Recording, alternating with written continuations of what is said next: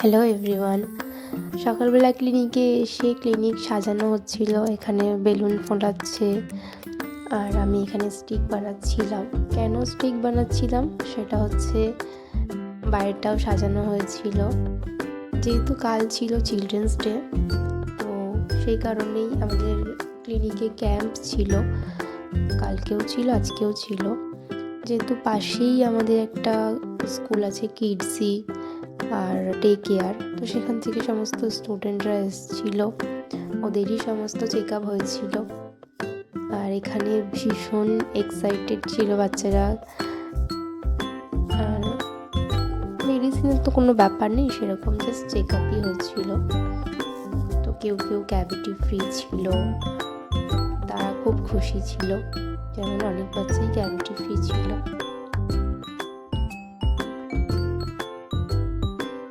তারপর সবাইকে check up করার পর আমরা লাঞ্চ করলাম।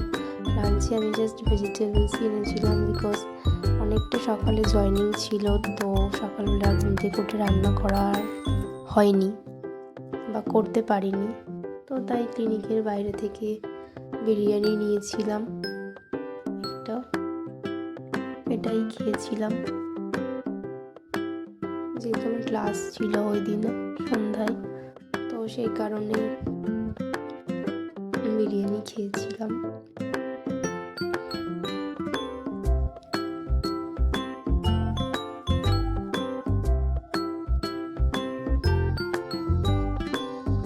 ক্লিনিকে আসার পর বিরিয়ানিটা কমপ্লিট করলাম, তো এটাই ছিল